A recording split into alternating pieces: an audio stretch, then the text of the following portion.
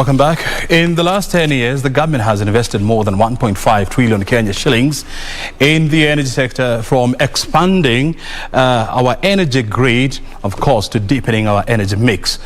But the question is, how do we lower the cost of energy in this country? And of course, we have had it from manufacturers who have always bemoaned the fact that electricity cost in Kenya is relatively higher compared to Kenya peers like Egypt and South Africa.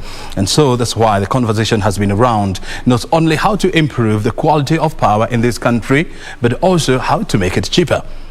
But it's always good to put things into perspective. We have seen a reduction of about 25% in power cost in Kenya, but that is not enough. How much is enough? This is our conversation this morning, and I'm joined by the chairperson of Electricity Sector Association of Kenya. This is George Aluru. He is on my immediate left. Thank you very much, George, for finding time to be with us here. And of course, immediately after George left is Timothy Kipchumba. He is a solar power expert and also a partner at Questwork. Thank you very much indeed, Kipchumba, for finding time to be with us here. George, I want to start with you. First of all, when you look at Kenya's energy sector, what conclusions do you draw? Thanks, O'Brien. I think one thing we must appreciate is that our sector is quite advanced in terms of attracting private investment. So there's a lot of private participation in power, which is not really the same for most of our peers, including Ethiopia. We have done a good job at bringing in private investment into the power sector. But of course, the current challenge really is the price. So this is a conversation we need to have and see in which way can we retain the good parts of the sector while also trying to achieve this cost reduction. Mm-hmm. Yeah. That's a conversation, of course. That's why we are here, and we want to discuss it. What about you, Tim? I do also believe that Kenya is reasonably advanced. We have one of the most progressive policy that has allowed us to quickly, in a very short period of time, less than a decade, significantly improve our capacity of power, which is a really good thing. We must appreciate that. Our cost of power is still reasonably higher than peers. But part of that cost of power is not just necessarily, it's also our tax. Government charges a significant amount of tax on the cost of power. So there might be an opportunity there. There is still opportunity, actually an even bigger opportunity that would be available for the country, honestly, is to drive up use for the power. Now we are in a unique position where suddenly we have more power than we thought we might not have by now. Mm-hmm. And so because of that, entrepreneurs should, if they get a better price now, should be out there manufacturing. People should be using cooling technology. People should be, we should be doing more farming, because what that does now is it really increases use. So I think we are in a really good space. We are still more expensive. I mean, relative, for instance, to a country like the US, we are twice more expensive, which means that for us to truly industrialize, we do need lower cost of power. And I think that's a good conversation to have, both between government, between private sector, the people that are potentially generating the power, but also more importantly, between the people that are likely to be using the power, so that then Kenya becomes a competitive nation. But I do think that there are challenges. There are challenges with Kenya Power. There are challenges now around the fact that, okay, we have more power than we anticipated and we projected, but I think therein lies opportunity. Mm-hmm. And you're raising a very interesting juxtaposition there, because you would expect ordinarily when the market is saturated, then you expect the cost of products to go to tank. But this has not been the case here in Kenya, George. How comes the opposite is true here? Yeah, I think what we must first appreciate is that the way electricity works is not like any other commodities. Mm-hmm. If you have farm produce, You produce, and you can directly access the customer, and based on that interaction, you determine the price. But the electricity itself is a regulated commodity. So it's a commodity where the power producer will go fetch for licenses, agree on a tariff, on a price at which they'll be selling the electricity, and then this would be a long-term tariff. So it's not in today's Kenyan market, we are not at the stage where we are facing real-time pricing.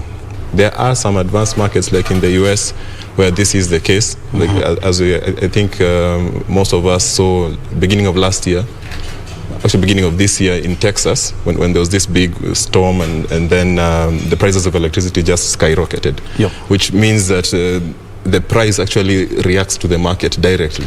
But in this case, in Kenya, we have a regulated market that then gives you a 20-year price, at least for the independent power producers. You have a 20-year price that is locked based on all your financial models that you had submitted to the government.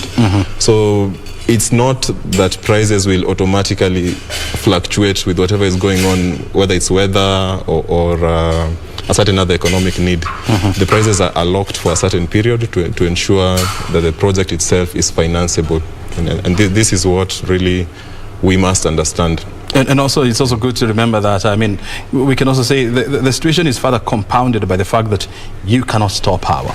Exactly. That's a really, really good observation. You have to generate and use. Yeah. Power, the moment you generate it, you have to consume it instantly. Yeah, so again, this is not like other commodities. Again, going back to agricultural products, you can grow your tomatoes, store them, you can probably even dry them and put them in storage and sell them whenever you think the price is right or the conditions are right. But for power, at this stage, whatever technologies are there for storage do not allow for that kind of long-term storage of the commodity.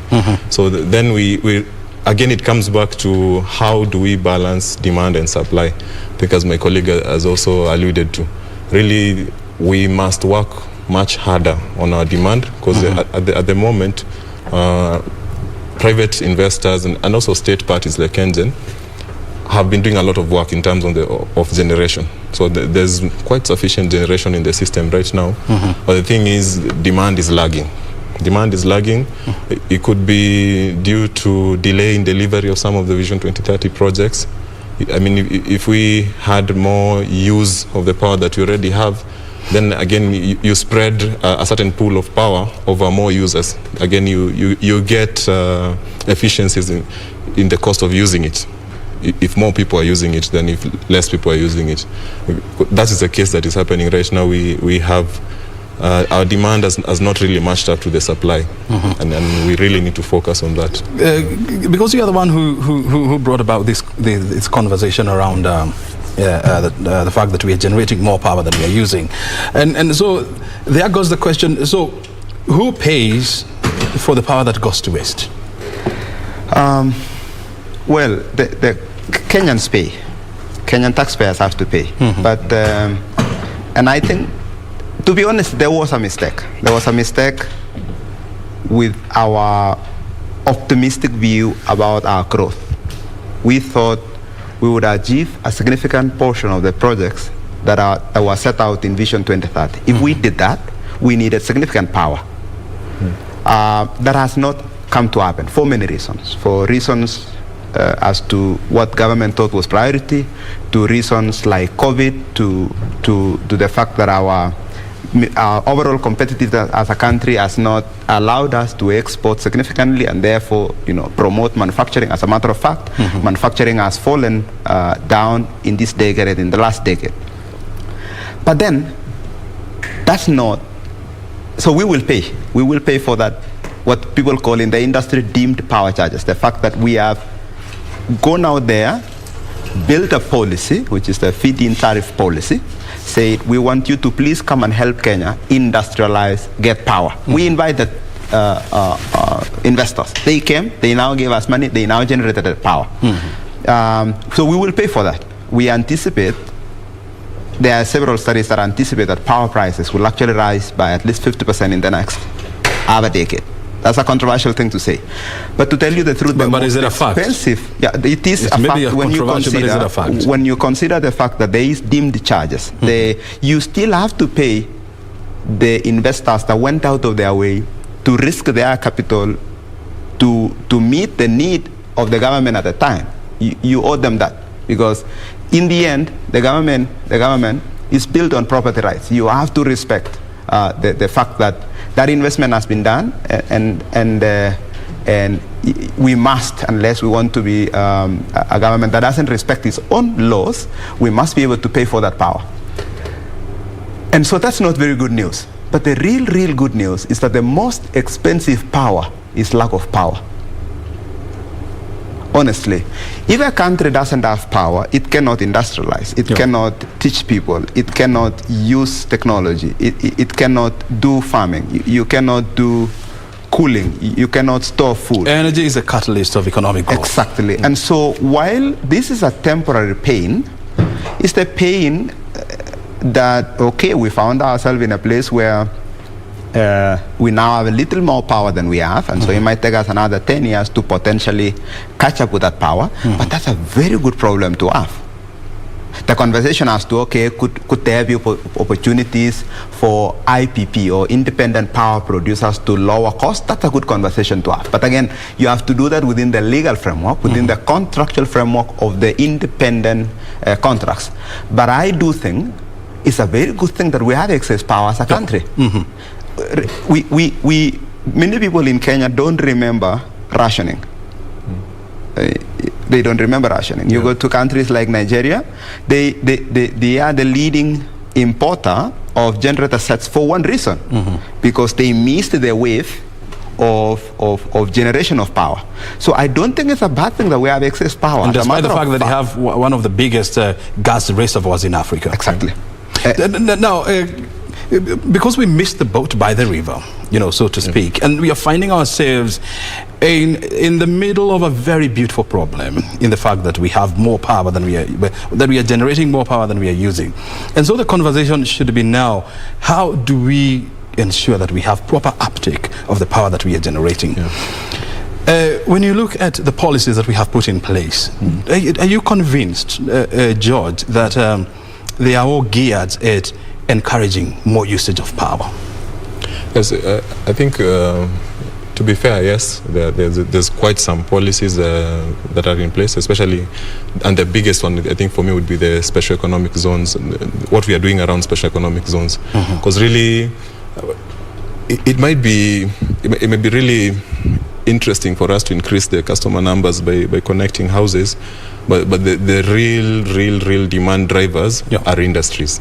So what do you call the large consumer? What we can do to encourage these large consumers, we must do, and we must do as a priority. We must actualize our special economic zones. We must create other incentives, because the industries don't come to a country just because of the cost of power.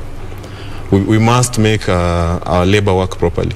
We must make fair policies where we can have financial incentives for people to set up large consuming industry, like let's say iron smelting, things like that. Huge industries. This is what will really drive our demand, and it will in the end also kind of act as a cross subsidy, because when our industries are consuming at a high amount, then it is easier for a distributor to then come close to an industry and get power across to the people situated around this industry. So for me, really, industry. Let's not just think power. Let's sit down with the Association of Manufacturers. Let's sit down with the big investors and ask, what are these things that you need to actualize your factories? What do we need to do? We should go out of our way, really, to encourage the growth of industry. Help us understand things.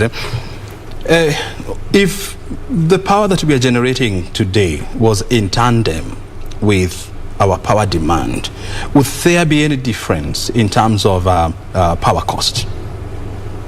I would expect so. 40 to 50% of your power bill is taxes. If, in fact, we are consuming all that much power, it means that companies are producing. So it means that our GDP per capita, our gross domestic product is growing. It means that there are more companies now that are employing more people, which means that those people are now paying income tax. It means that those companies are paying corporate tax. And so government might take the view that because industry has expanded, and there is now more wider tax base, there is a larger number of people that are paying taxes, I would imagine that the first culprit would be taxes. So government could reduce potentially that 40 to 50% tax because they are already making money in other places. I honestly think that I think it's a much broader conversation for anyone in government and in private sector and development environment to say, how can Kenya actually, in the areas that they are very, very, very competitive, like agriculture, if we actually make agriculture work and then we do a little bit of value addition around agriculture, you have more tax revenue, you have more forex impact, you have more forex income, you have more people employed now. Those people are now paying tax. Farmers are actually paying taxes.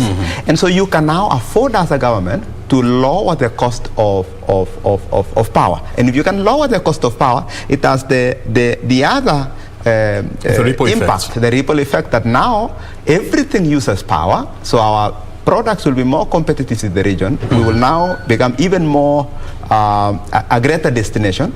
And so I genuinely think that right now the kind of specialists that we need to support government and development agencies are not just power experts. I think they are small business experts, small industry experts, large industry experts, people that are saying we need to move our income per capita from potentially $2,000 to $4,000 in the next other decade. How can we do that? How can we move a great portion of our people to earn double? Because when they do, our taxes double. And when our taxes double, we can afford to lower the cost of power. Right now, what people are not saying is that they are not saying that, we are not saying that a great portion of our bill is taxes. And so because it's taxes, we need to raise the tax base because we cannot afford to lower taxes immediately because of all the debt obligations that we have, we took in the last other decade. And so following up on your juxtaposition, do you think then we should not be discussing how to lower the cost of energy in this country and change our conversation to how do we attract more investment, especially in manufacturing, to ensure that you attract more investment in manufacturing, whereby you create more jobs and then you create more demand for power, and in the process you lower the taxes. Do you think that's the conversation we should be having? Yeah, honestly, yes, but of course we can't also be ignorant of the fact that Kenyans are complaining about the cost of power. So if there's something that can be done in the immediate, let's do it. But long term, if we really want to see a lowered cost of power, it's about how do we encourage our small industries to become big industries? How do we encourage cottage industries all over the grid? And again, when we encourage growth of manufacturing at all its levels, then you also have a better grid.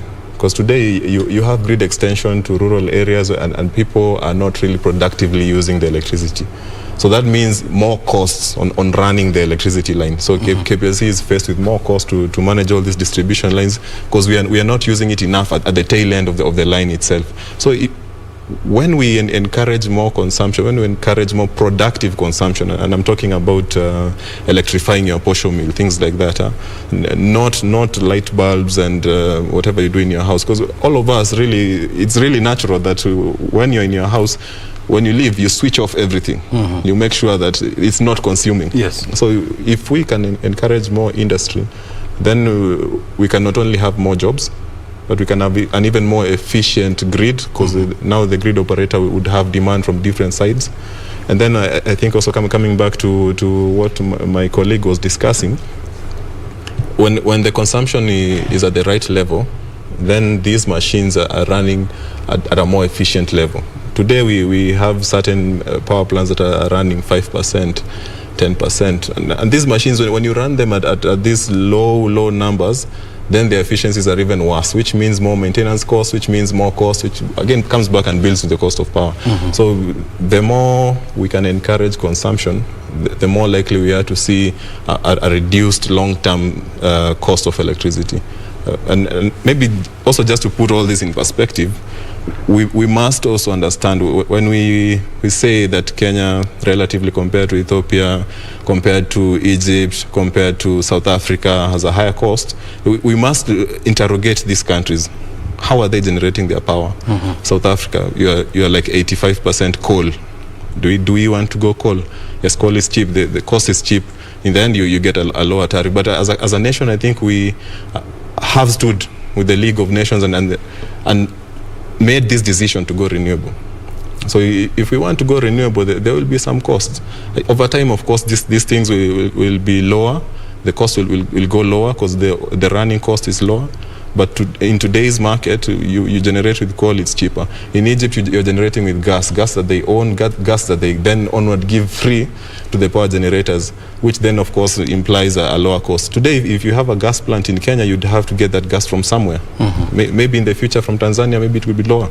But let's also try and see that in these other markets, there's subsidies. There's some kind of subsidy on their cost of electricity. Yep. And that really makes it not a banana versus banana kind of comparison. It's like apples and bananas. But because the sources of energy are completely different. Source is different, and also the taxation regime and the kind of incentives that the governments offer is different. And maybe even if we then go a step further and start talking about the Middle East, where we are seeing energy auctions, where prices are coming in really low, then there the whole environment around the risk of the country is much better. The risk is seen as better. How do we get our country to a state where an investor coming in would foresee the political risk, economic risk, and price it well in a way that we can then have lower prices. Today we get loans at 14%. In Europe now, that's like 1%, maybe 0 point something percent. So if you're putting your money in a country, there are other things that you look at. And you try to price that. And that really hits our cost of electricity. Very good. Yeah. You remember when the former president came into power, the conversation around the economy was how to create a 24-hour economy. And one of the biggest challenges back then was the fact that we never had enough energy. Yeah. Now we have it. How comes we are not having the growth of the manufacturing sector is not in tandem with the growth of the energy sector?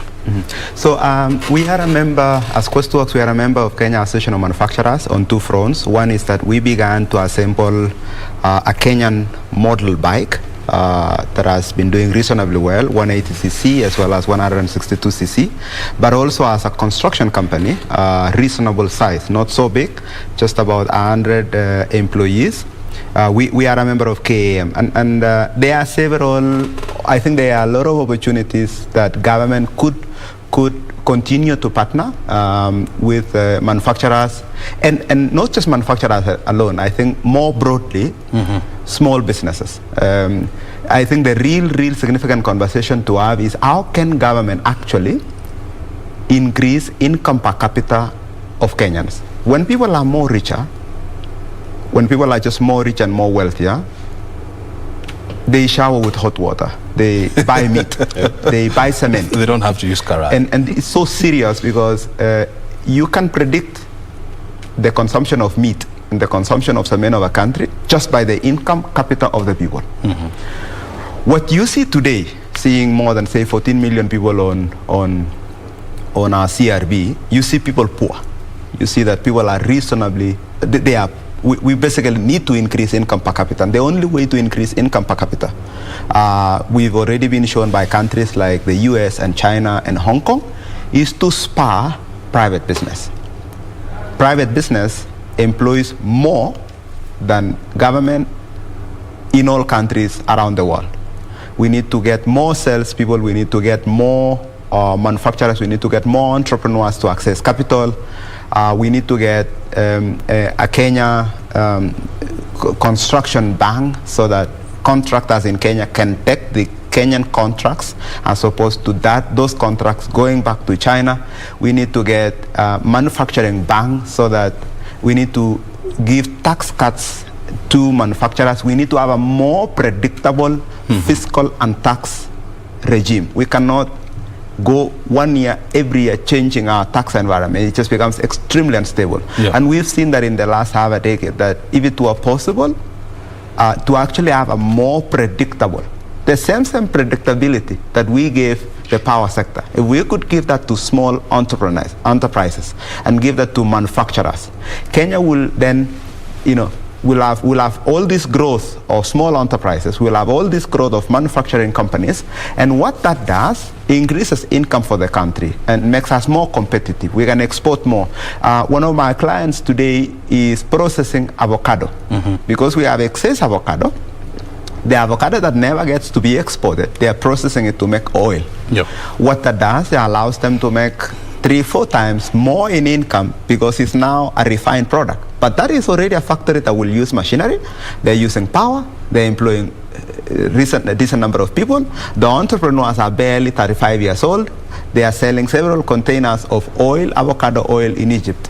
If we can actually, if a great portion of government can become an enabler for small enterprise, yep, I believe you solve not just the cost of power, but you generally solve the cost of well-being. And he's bringing a very interesting concept here of how do we make Kenyans to consume more energy. And when you look at the power usage per capita in Kenya, is it for about 600? It's something like, on average, the average Kenyan consumer uses something like 100 kilowatt hours a year, which is like really low. Absolutely, it's absolutely nothing. If you compare that with a country like UK, whereby you'll be talking about 3,000 kilowatts per hour. So that's, and I think again, coming from what my colleague was saying, if we compare our country is a country of 40 million about, with other 40 million kind of countries, that's your South Korea, it's Spain. They are consuming in instances 100 times what we are consuming per capita. So, and I'm not just saying consumption for the sake of consumption. Of course, consumption is related to the quality of life. This is something that has been studied. As my colleague says, there's a real link. And what we want is that our 40 million live almost the same life as the 40 million in South Korea or in Spain. So we need to ensure that our people can first access electricity. I think there we are doing quite well, I would say. I would say at least on access to electricity, we are moving. But then once you have this access, then what do you do with the electricity?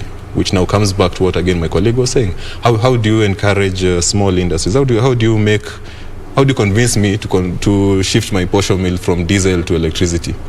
It's on cost, it's on taxes, it's on how do I get it licensed. If it's a small business and I need to go through a very tedious licensing process, even if the cost of power is cheap, I would say, why would I want to spend all this time going through KEBS, through this other authority, the other authority, and taxes and this and that? The whole ease of doing business locally. I know we have been doing a lot of comparison between Kenya and other countries, but then we must also then move to our own local people. How do we make ease of doing business for them comparatively light? So that if I wake up today and have this business idea about manufacturing something, I know I can access power easily. I know there's just one license for whatever is required from the government. If we can unify the licensing, make the process easier, even if it's taxation, and that, make it really clear and simple for the ordinary wananchi. Today we are faced with a plethora of licenses. Yeah. Then you can have many agencies coming for you, NEMA coming for this, KEBS for that, KRA for the other thing, and people are generally scared. And that's, you'll be scared to start a business because you just don't know what sort of complications you'll run into. Yeah. I think if we can work on the ease of doing business for our own local small-time investors, the SMEs, let's make life easy for them so that they can expand and then push their product out of the country, not just to focus on our own local markets. And Kipchumba was also bringing a very interesting concept here. Look, you see, when you look at access to power in this country. I mean, we have grown from about 35% of the entire population in the year 2014 to around almost 80% of the entire population. But this growth in terms of access has not been in tandem with usage. And he's bringing in the concept of empowering people financially so that people can buy bigger television sets. People can buy blenders, you know, to make juice and smoothies and so much. So how then do we pick up that conversation and ensure that we deepen the usage of power in this country? But absolutely, you just got it right on point. It's a real question around income per capita. How can we actually make your mama tom, my mama tom, to have disposable income? When you look at the financials of KPLC last year, you realize they had 1.3 billion loaves. When you go to the balance sheet, their balance sheet has weakened a little bit. But what it's telling is that about 35 billion of their current assets is receivable, which means that they have not been paid 35 billion. There are places that were connected electricity, but people cannot even pay 200 shillings for their bill. And so the real question is not connectivity anymore. We've now solved a great portion of the connectivity question. The great problem now is income. We need to put money in people's pockets. And the only way we know how money is put in people's pocket is by government becoming a servant of entrepreneurs. The moment you have government officials becoming like dedicated relationship managers for small businesses, for entrepreneurs, for the moment entrepreneurs are respected, more like the politicians are respected in this country, the moment you have more farmers gain prestige because they suddenly employ a significant number of people in the country. The moment you have one-stop shop to support an entrepreneur, they don't go to all these 10 places to try to get their licenses for NEMA, get their licenses for City Council, get their licenses for Kenya Plant and all these other bodies.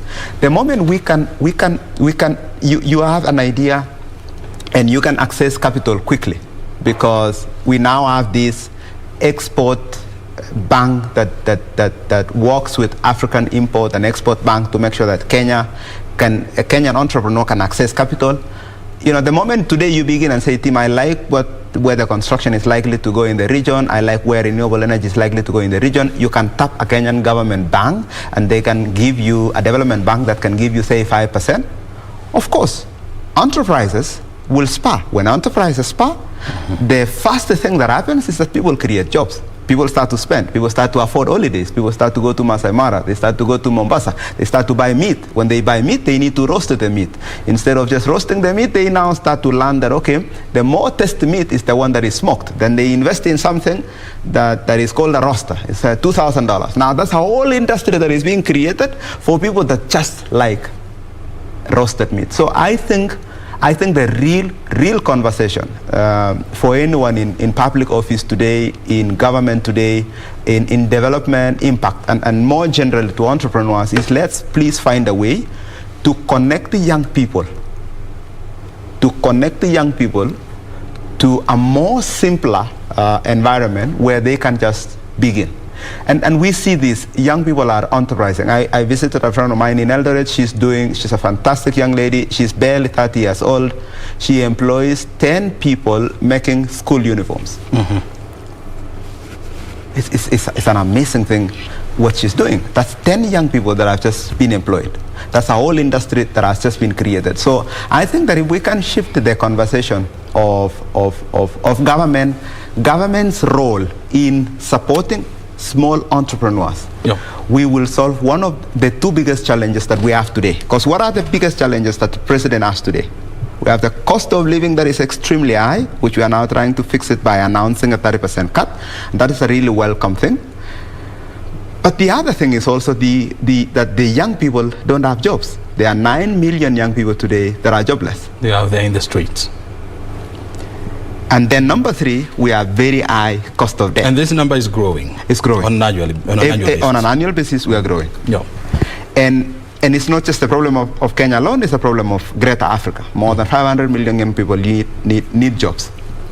And we are also faced with a unique situation that we have one of the youngest population in the region. I think our median age as a country now is 18 years old. So we have everything going now. We have power that is available. Mm-hmm. We just need to have government support enterprises so that more jobs are created and more income is now available for people that are working. And those people, inadvertently, will buy more things that will need more power, and overall cost of power will go down. That's a very interesting breakdown of how we can actually ramp up electricity consumption in this country by making people have more money in their pockets. But in the same vein, how do we make more larger consumers consume more power, even as we attempt to make smaller consumers consume more power? Yeah. I think, as I said, really it's about incentives and not just the cost of power. So we must reduce our cost of power as much as we can for the large consumers. If it were me, I would even suggest, let's say, and this is a personal view, take out the taxes for the large consumers, because today we really need to encourage more large consumers, because then you have more jobs. Immediately someone puts up a smelting plant, maybe they will employ 1,000 people. So it's worthwhile to actually think about reducing the taxes on power for certain categories of consumers to encourage that growth, the economic growth that we want to see, plus the jobs. And then now the other things are around how an industry operates, because the industry has many inputs. There's the efficiency of getting your raw materials in. Do you have corruption in the route to get your raw materials in? Your licenses, can you operate 24 hours, as you just mentioned? This was a really big goal for the Kibaki regime, which I think we should go back to. We should really seriously go back to, because I think what we've also not mentioned is that the way we consume power in Kenya is quite unique. We start consumption at a certain level in the morning, then by 8 p.m. when everybody's home, you're switching on your fridges and everything, we experience a peak. So we have been planning our generation capacity based on that peak. But that peak doesn't last that long. It goes up by 10 p.m. everybody's asleep, you're switching off everything. So then the demand goes down like this. But remember, the capacity we have is still at that level of the peak. Yeah. So then you have this capacity in the night that more or less is not being used. If we had a 24-hour economy, if we had security, if we ensure that we have proper transport, because if you're working for a factory in industrial area, you want to know that you can come out of your workplace, get on a matatu at 3 a.m. and arrive at your home in Kiambu safely. So it's about things like security. It's about enabling the right kind of licensing processes. I think the government is trying to do that, or has tried to do that over the last 10 years through the things like e-citizen and making the licensing process a bit easier. And so we really must look at it wholesomely, because if I'm an investor, I wouldn't just bring my factory to Kenya because the cost of power is cheaper than Ethiopia. There are investors who went to Ethiopia and then they found out it's hard to get their dollars out of the country, and they moved back. Yeah. So these other things around what an industry needs to operate in a certain area are what we should really put a lot of effort on, together with trying to reduce the cost of power. Let me also find out, I get to hear your thoughts around, you see, when the conversation around the cost of electricity has really peaked last year and this year. And interestingly, this is when COVID struck, and a lot of people are laid off. Companies closed their businesses, and that's when people started feeling the pinch of high electricity costs. But now that the economy is set to roar back and the curfew has been lifted, instead of discussing how to have sherehe once the curfew is lifted, how do we pick up conversation around creating a 24-hour economy? And of course, we are back in studio where we've been discussing various aspects on how to deal with power cost crisis in this country and how to deepen the use of energy in this country. And we are doing things in the presence of George Aluru. He's the Chairperson of Electricity Sector Association of Kenya, and Timothy Kipchumba, who is a director with Questworks, as well as solar energy experts. Before we went for the break, I wanted to pick up your mind on the conversation on rebuilding a 24-hour economy after the whole thing was shattered by COVID-19. So how do we pick up that conversation? Just to say also, like many other Kenyans, I'm equally excited that the COVID is out of the way. I think that there will be more businesses that will just grow immediately. We will probably start to see more transport. We'll start to see more travel. We'll start to see restaurants begin to pick up. A great portion of retail also go up. So I expect that that's actually good news for the country. As a matter of fact, it's something we should say it should be applauded. But the other thing also is to say, I agree with you that while we should celebrate that, we are now out making merry, we can go out now, we can stay out. I think as a country, we should probably be having like another measures for promoting 24-hour economy. And I think that conversation begins with, again, this is what I know better, which is how can we actually spur small enterprises and manufacturing? Because if we do, if I ask you today, Brian, if you have a brother or a cousin that needs a job, most likely you will tell me 10, 20 people in your life that could use a job. Can they work at night? The answer is absolutely they can work at night. They can work at night if it's in a place that they can earn a decent wage. They can also work at night if it's in a place where they are safe.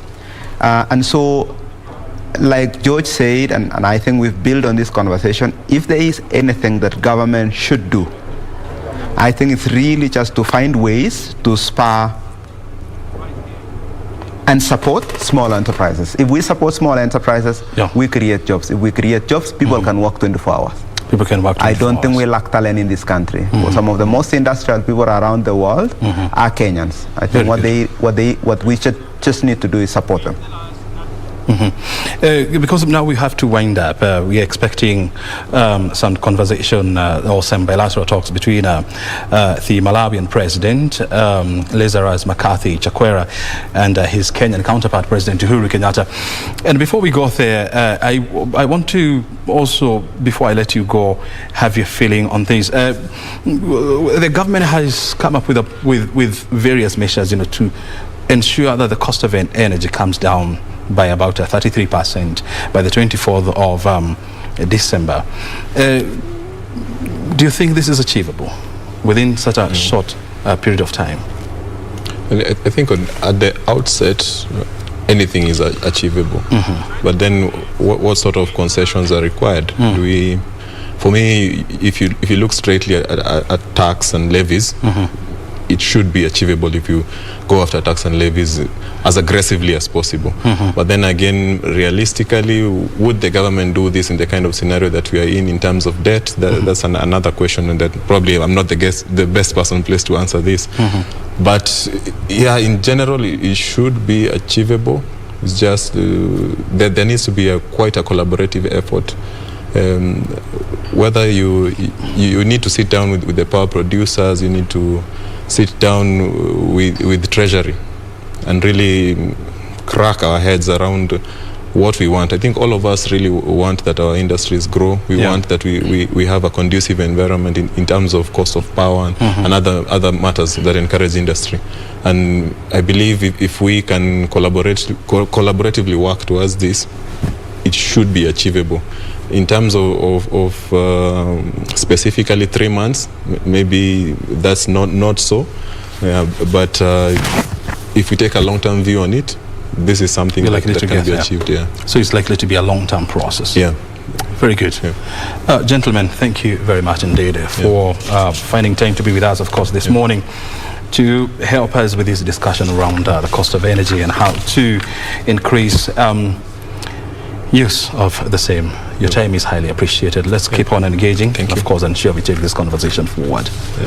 Very good. We've been Thanks, talking to the chairperson of the Electricity Sector Association of Kenya, Judge Aluru, and Timothy Kipchumba, a director at Questwork, and of course an expert on solar energy matters. This is Biz Check. We are live from Broadcasting House.